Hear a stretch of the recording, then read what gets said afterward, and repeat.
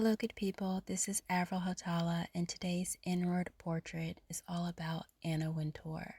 Anna is decisive, emmetic, and a boss.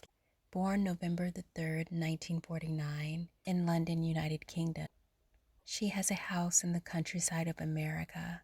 Anna has been quoted saying, "Anyone coming to interview at Vogue, we are not hiring your wardrobe. Your wardrobe won't be doing the work for you." Her longtime assistant, Bloom Sykes, can attest to that. She comes from the old world of fashion, where fashion shows were a black tie and evening gown affair. The articles of clothing were announced in French by number. The audience was silent and there was no music blasting. She broke tradition of high fashion magazines by putting celebrities on the front cover and by notoriously mixing high-end pieces with low-end pieces.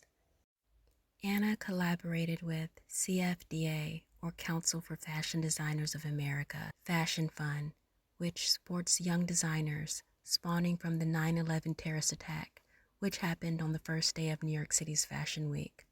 All the designers invested money in a show that never rendered returns. Anna realized then that designers are essentially poor and need money from sales and collaborations. The Fashion Fund was repurposed as Common Thread and received its $1 million first donation from Ralph Lauren, who sits on the board of CFDA. Anna started her journey into the fashion scene as a journalist for Harper's and Queen's in 1970. It was not easy for her to accept that she was not working at Vogue during this time, especially since her father, Charles Wintour, with all his connections as the editor of London Evening Standard, the equivalent of New York Times in London, for 24 years. Add to the fact that her boss, Min Hong, was not fashion forward. It drove Anna to the brink, forcing her to find fresh start where she wasn't living in her father's shadow and she could be in charge of fashion. For Anna, this meant leaving London altogether. She landed in New York at Harper's Bazaar. Harper's Bazaar was one step closer to Vogue, and the ambitious Anna stepped on toes, and she was not playing the game of rising above in ranks. She was fired at 9 months into the position. Anna's dating life started as young as 15. She dated Paul Pierce, a 24-year-old novelist. The divorced mother of two has a son, Charlie, 36, and a daughter, B, 34. She divorced her husband, David, after 16 years of marriage. Anna's father was a tough intellectual and was referred to as Chilly Charlie. His reporters were afraid of him. Anna said that her father created a great newspaper. In fact, her father determined her career, or predicted her career rather, as editor of Vogue.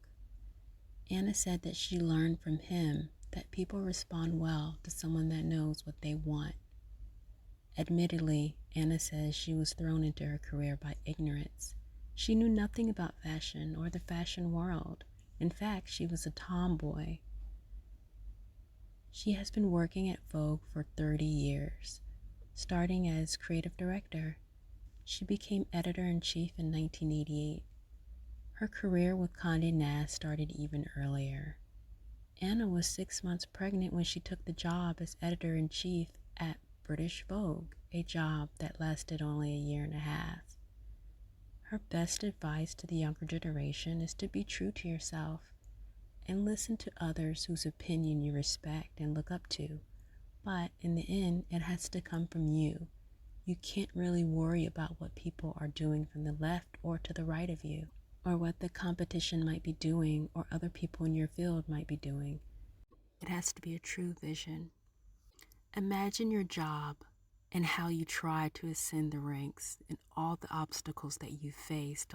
Well, Anna was able to survive those terrible obstacles and make it to the top of the top. Give her credit. But of course, some people will call her a bitch, but in actuality, she was straightforward and rocked an expressionless demeanor.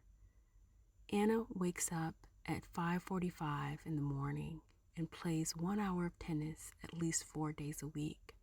Her hair and makeup is done by an artist in time for her car to pick her up by 7:30. so that she can be at her desk by 8 a.m.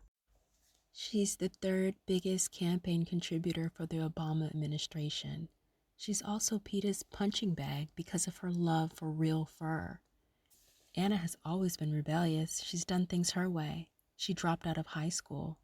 She's a lover of tennis and attends Wimbledon and US Open. Anna and Blake Lively are Hollywood friends. Anna hates spiders, but she loves the novel by Jane Austen, Pride and Prejudice. Anna has never been photographed drinking at work functions. Hello good people, this is Avril and I want to remind you that some things being shared in this video is under the Fair Use Copyright Act of 1976.